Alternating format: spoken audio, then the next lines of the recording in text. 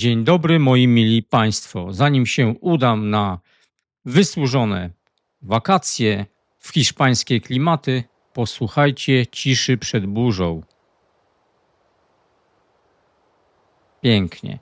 Tak, ten pojazd na takich mapach, albo w sumie można powiedzieć w takich warunkach, potrafi zdziałać cuda.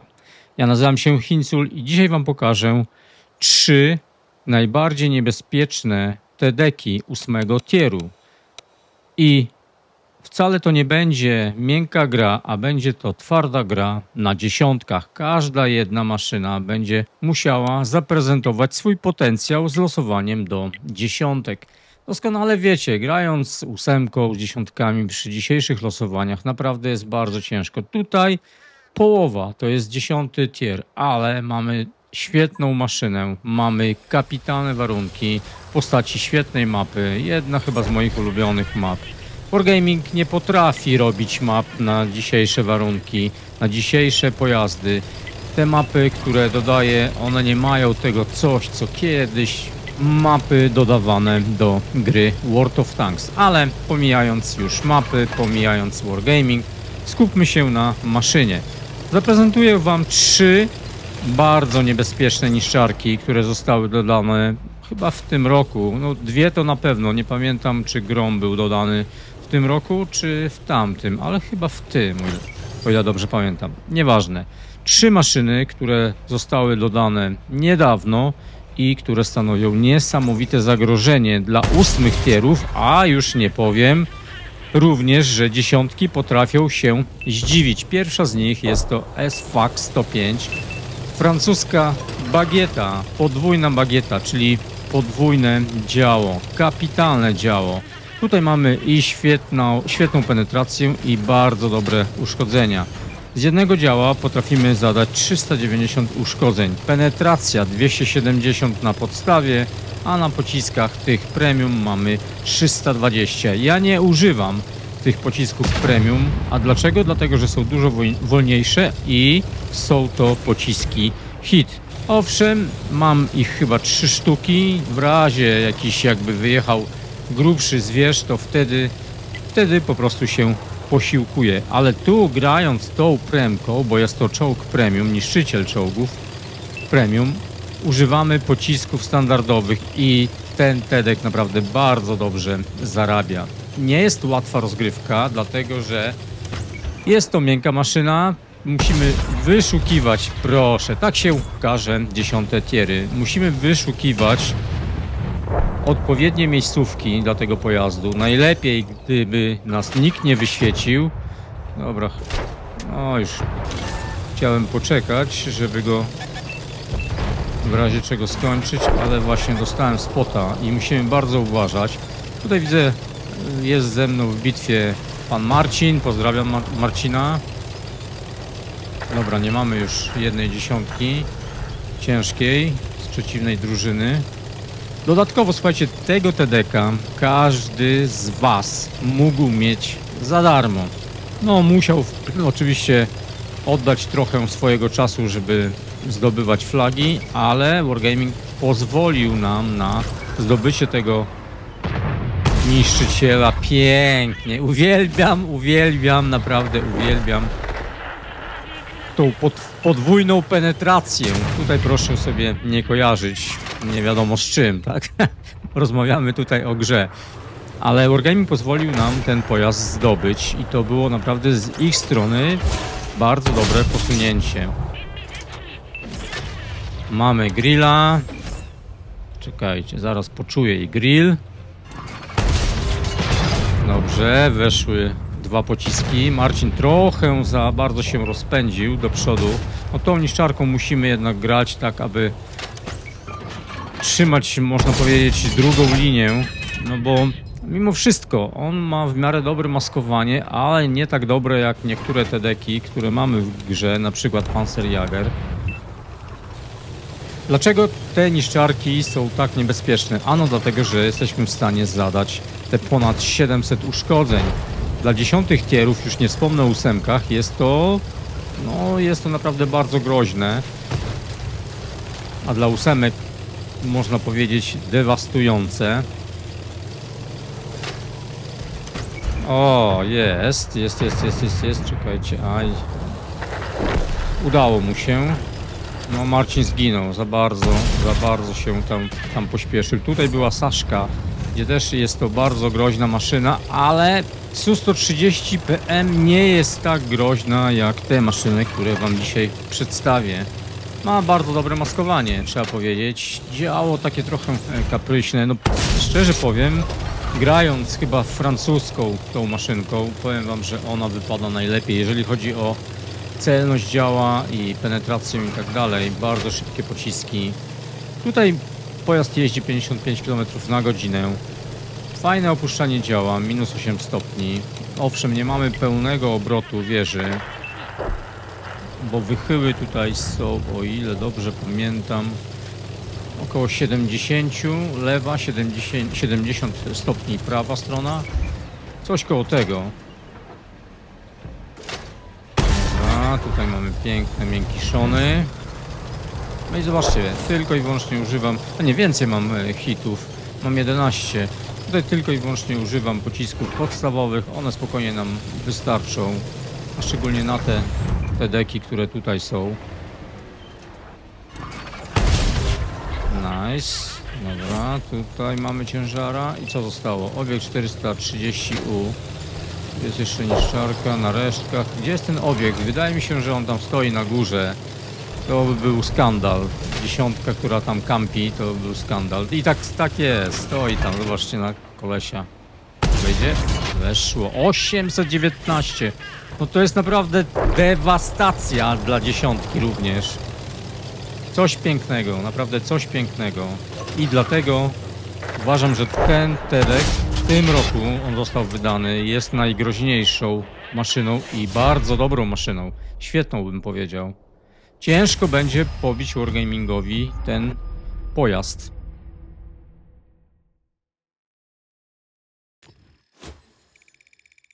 Piękny zarobek, 6000 uszkodzeń, MK co prawda nie wpadła, ale swoje zrobiliśmy. Tutaj Manticora bardzo ładnie asyst nałapała, ponad 7000. No i teraz nasz rodzynek Grom. Nasz rodzynek Grom w porównaniu do bagiety francuskiej mamy gorszą penetrację, bo jest to 260 na podstawie. Ja tutaj używam pocisków tych lepszych, czyli z większą penetracją i z większą prędkością, bo prędkość pocisku to jest miazga. Penetracja 290 to jest spora różnica. 290 a 320 to jest jednak spora różnica, ale prędkość pocisku 1600 metrów na sekundę i to Groma wyróżnia, porównując go z innymi pojazdami. Największy problem tego pojazdu to są wychyły działa. Tragedia. Zobaczcie, na francuskiej bagiecie było tam około 70 stopni lewa i prawa, a tutaj mamy tylko 5 stopni lewa i prawa. Wyobraźcie sobie, jak trudno ten pojazd opanować. Bardzo trudno. Nie każdy, naprawdę nie każdy potrafi się w tym odnaleźć. Tutaj mamy też słabsze opuszczanie działa, bo tylko 7 stopni na dół. Bagieta ma 8. Tak więc no naprawdę jest wymagająca maszyna, powiem w ten sposób. I mamy losowanie również z dziesiątkami. Na szczęście nie ma artylerii. Na pewno Grom może się pochwalić w porównaniu do bagiety dużo lepszym pancerzem. O, to było ciekawe. To jest chyba mój najbardziej znienawidzony light w grze, jeżeli chodzi o 10 tiery, bo na 8 to jest Even Elcek, bo trafić to dziadostwo małe to naprawdę jest to również wymaganie oka nie wiem kogo, Cyklopa.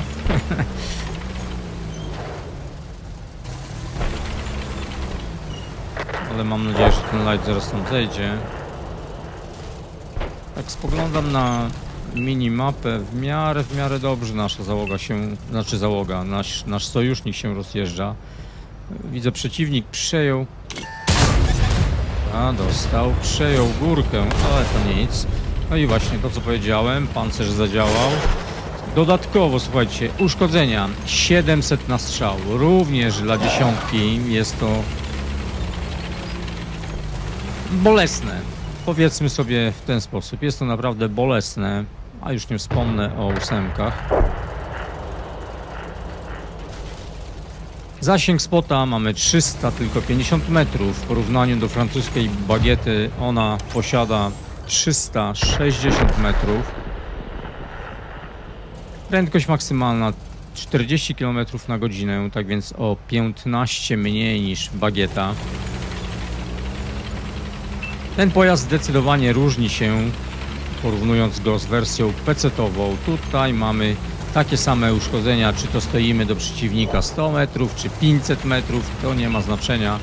Tutaj mamy takie same uszkodzenia, bo na PC jest to tak rozwiązane, że jeżeli snajpimy, no to wtedy mamy mniejsze uszkodzenia, a jeżeli podjedziemy bliżej do przeciwnika, no to wtedy są one przykładowo maksymalne, powiedzmy, tak. Dla mnie to jest totalnie bez sensu. Dlatego jeżeli jak gram takim TD-kiem, to nie powinno to naprawdę robić jakiegoś większego znaczenia, czy ja stoję dalej, czy bliżej. A dodatkowo, no jeżeli podjeżdżam do przeciwnika i muszę być na blisko, żeby mu zadać te uszkodzenia, no to musiałbym mieć pancerz dobry. Owszem, jest tutaj ten pancerz dobry, ale nie jest jakiś fenomenalny, że ja będę wszystko odbijał, a szczególnie grając na dziesiątkach, no kurde.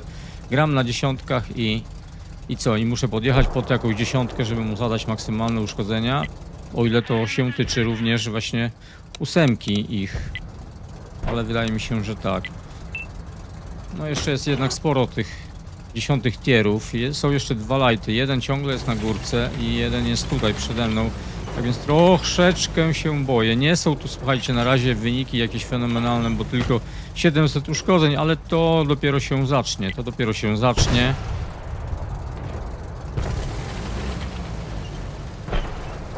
Mamy jeszcze sporo czasu, jest 12 do 10, chyba ich drużyna, słuchajcie, oni wszyscy stoją i kampią, tak więc teraz jakbym wyjechał, mógłbym dostać taki focus fire, że naprawdę byłaby to szybka rozgrywka w przeciągu kilku sekund, no właśnie. Dobra, nie ma lighta, możemy jechać i zaraz zobaczycie, co tu się wyprawia. Zastanawia mnie właśnie, gdzie wszystkie te dziesiątki, te ciężkie stoją. Oni odpuścili kompletnie całą mapę. O, właśnie, stoją. Właśnie, to jest dzisiaj gra. Tak się dzisiaj gra w ten tytuł. Kiedyś nie do pomyślenia. Dobra, jedziemy na górę.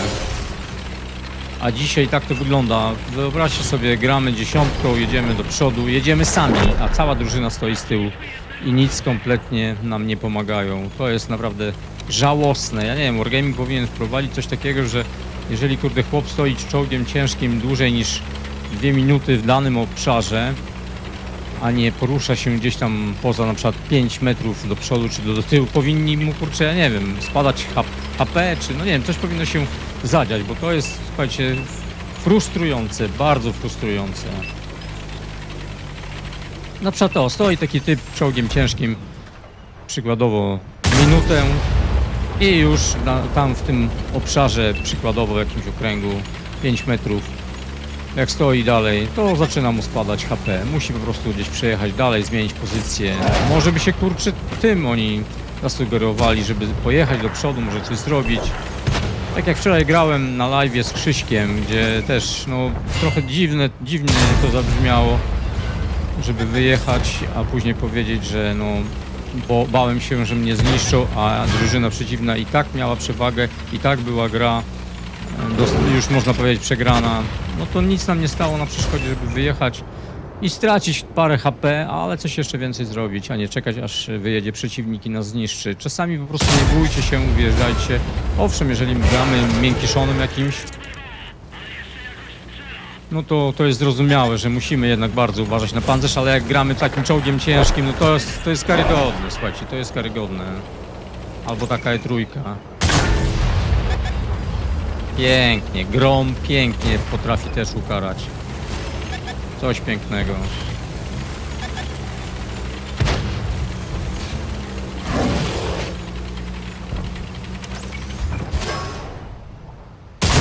Nice, nice. 5000 prawie uszkodzeń. Mówiłem wam, że to jeszcze nie koniec pokazu Groma.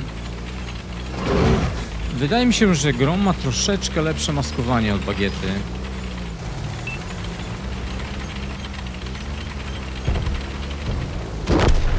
No dobra, jeszcze brakuje nam 2 ciężarów. Jeden jest pode mną, a drugi gdzie? A, jest tutaj. Oj, odbiłem. Felicja. Co to za ciężki? Wulufowiec. Jeszcze jedna niszczarka.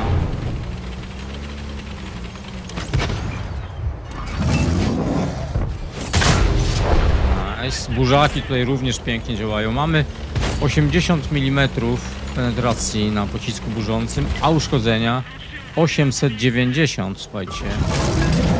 Porównując to z bagietą, no to ona ma mniej, bo tylko 53 penetracji na burzaku, 480 uszkodzeń. O, nice! Coś pięknego, coś pięknego. Grom to jest Grom. Polska duma. Uwielbiam go, jest bardzo trudny, ale uwielbiam tego TDK.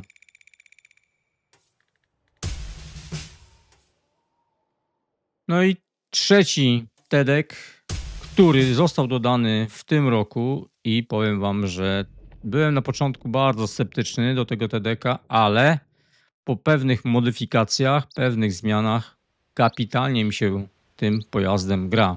XM57. A dlaczego XM57 mi się tak podoba? Ano dlatego, że alfa również jest fenomenalna, 630. Mamy 270 penetracji, tak więc tak samo jak na bagiecie, ciut więcej niż na Gromie i na pocisku premium mamy 315. Ja akurat używam tylko i wyłącznie pocisków premium. Są to pociski podkalibrowe, dużo szybsze w porównaniu do pocisków podstawowych APEK-ów, bo na APEK-u mamy 900 metrów na sekundę, a tutaj mamy 1100. Bardzo robi to dużą różnicę, prędkość pocisku, a szczególnie, że wydaje nam się, że gramy pojazdem z bardzo dobrym pancerzem, a tak nie jest, tak nie jest. Pojazd jest miękki, o dziwo, tak, pojazd jest bardzo miękki, bym powiedział. Plus jest na pewno, słuchajcie, w tym, że mamy świetne wychyły działa. 75 lewa, 75 prawa i w porównaniu do Groma jest to o wiele bardziej komfortowe. Ja jakie modyfikacje zastosowałem? Słuchajcie, próbowałem nim grać na kilka sposobów i jadąc do przodu, licząc na dobry pancerz, posiadając wyposażenie tak jak powinien posiadać taki TDK jadący do przodu, kompletnie ten TDK się nie sprawdza. Później grałem tak w półdystansie, a teraz staram się grać na odległość, staram się tutaj bardziej postawiłem na maskowanie i o wiele bardziej to się sprawdza.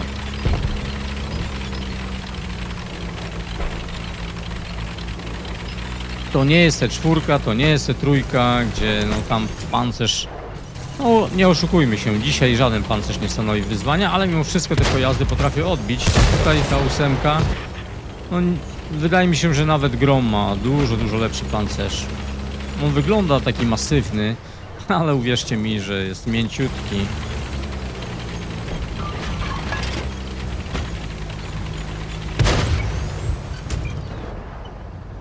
Bardzo fajne opuszczanie działa, 7 stopni również, tak więc nie jest źle.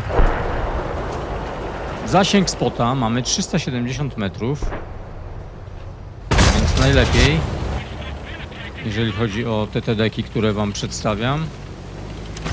Pojazd był, można powiedzieć, w bardzo kontrowersyjny sposób udostępniony, dlatego że on był w skrzynkach i było tak, że po prostu nie mieliśmy gwarantowanej skrzynki, że ten pojazd nam wypadnie. Nie mieliśmy tego, bo ja wam pokazywałem, jak to działało, ale później nie wiem, czy oni coś zmienili, bo mieliśmy możliwość zdobywania flag, później mogliśmy te flagi wymieniać na skrzynki i otwierać po prostu ile się dało tych skrzynek i może wtedy po prostu mogliśmy trafić na łód szczęścia i mogliśmy po prostu cieszyć się, że nam wypadło, znaczy wypadła ta maszyna ze skrzynki, można powiedzieć darmowej, tak? Darmowej w tym sensie, że ona nam wypadła w grze za zdobyte flagi, czy tam punkty, tak? i wielu graczy zdobyło tego TDK, ale widzę, że wielu graczy nie gra. Nie ma tego pojazdu zbyt wiele w bitwach. Nie pojawia on się. Czy jest trudny? Nie jest aż tak mocno trudny. Nie jest aż tak mocno trudny. Na początku no, dla mnie bardzo ciężko mi się grało. Uważałem, że jest nie wart swojej ani ceny, ani wysiłku, żeby go zdobywać, ale powiem wam szczerze, później właśnie jak go przestawiłem trochę na takiego snajpera, chociaż to działo może nie wydaje się, że jakieś jest snajperskie, no ale jednak on, jeżeli zachowa więcej hapsa w dalszej części rozgrywki, no to tutaj powiem wam, że to się naprawdę przydaje. Bo jednak ta alfa robi sporą różnicę, jeżeli zadamy te 390, a 630. To robi sporą różnicę. Na przykład jak przeciwnik gdzieś tam wyjeżdża na resztkach na nas. Nawet 10 tier ma już również problem. Patrzę na tamtą stronę i widzę, że tamta flanka kompletnie nam padła. Tutaj sporo czołgów stoi, ale nikt tego nie widzi, nikt się nie wraca. Co ja tutaj mam? Light tam gdzieś sobie jeździ i tutaj nie mam spota. Dobra, ja wrócę. Słuchajcie, to jest chyba mój największy problem. Kiedyś pamiętam, jak grałem na kompasie, nie zwracałem uwagi, jechałem do przodu. Nie interesowało mnie to, co się dzieje za mną, a patrzyłem to, co się dzieje przede mną. A teraz no, staram się po prostu ogarniać wszystko. I z przodu, i z tyłu, i boki, i tak dalej. Czy to jest problem? No, owszem, jest czasami. Bo nie mamy wsparcia, jak wrócimy i tak dalej, ale na szczęście tutaj mam dwóch panów w ciężarach, tak więc będzie może komu przyjąć na siebie również, żebym sam tego nie robił. Ale jest Avre, jest Bagieta.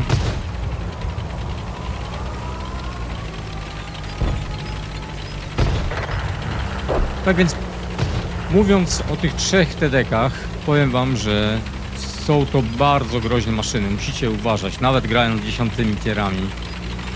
Ja wiem, że 10 nie patrzą na 8, ale tutaj na szczęście Wargaming dał nam taką broń, że już te dychy nie mogą się czuć aż tak bezkarne.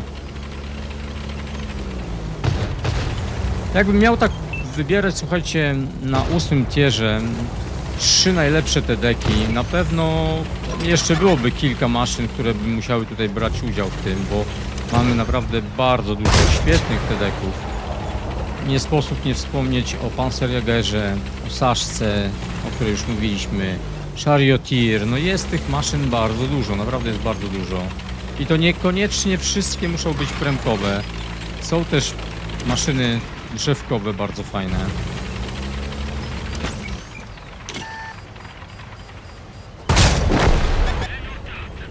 Ciągle czekamy, aż Wargaming doda nam możliwość używania 4. slotu. Mam nadzieję, że tak się stanie, że to nie będzie tak, że zabiorą na obrys, on będzie, można powiedzieć, taki automatyczny, jak był kiedyś i tylko i wyłącznie będziemy mogli korzystać z tych dalej 3 elementów wyposażenia, ale że ten 4. slot również będzie dostępny dla nas. Wiele naprawdę pojazdów zyskałoby na tym. Ja tutaj używam optyki, siatki i dosyłacza, a zdecydowanie jeszcze bym sobie założył skupiaczkę, bo to działo jednak ono długo skupia. No i widzicie, bez problemu mnie tutaj bije chłop jak chce. Owszem, jest to 10, ale nawet i 8 tutaj nie mają problemu z tym pancerzem. Bitwa wygrana, tylko no, mam tylko 2 pomocników tutaj. Nie wiem, nikt więcej się nie wraca. Light ma swoje życie, gdzieś tam nie wiem co on robi. Dobra, już teraz nic nie przyjmę. Ale jeżeli on przyjmie, to go skończę. Tego co prawda jeszcze nie. Nice, brawo, dziękuję bardzo. No i dobra, ile mu zostało tam? Gagatkowi, a już niedużo. Ewentualnie można było sobie zmienić na zmieniarkę do pocisków bezstratny przeładunek. Dlaczego? Dlatego, że słuchajcie, tutaj mamy jeszcze większą penetrację, jeżeli chodzi o burzaki. Aż 90 mm to jest bardzo dużo, a szczególnie na 8 tier, 10 niektóre nie mają. A uszkodzenia, słuchajcie, To nie jest 630, a aż 900 uszkodzeń. No i taki kurde miękiszon jakby przyjął taką bułę. Dobra. Co oni kapują? Grill został. Dobra, ładuję obeka, zobaczymy ile wejdzie. No różnie z tym wygląda, różnie z tym jest, tak? Różnie z tym jest, wiadomo. To jest RNG, jeżeli chodzi o losowanie w przypadku pocisków burzących czy heszy. 782. Tyle weszło z burzaczka. Bardzo, bardzo groźna maszyna. Na początku wątpiłem w ten pojazd, ale powiem wam, że teraz świetnie mi się nim gra. Bardzo fajnie. Tak więc słuchajcie, uważajcie na te maszyny. Na chwilę obecną wydaje mi się, że w grze są to jedne z bardziej takie niebezpieczne pojazdy, nawet dla 10 tierów. Z mojej strony to wszystko. Kto wie, może jeszcze dzisiaj ostatniego live'a zrobię przed urlopem, a jak nie, to do usłyszenia. Hej!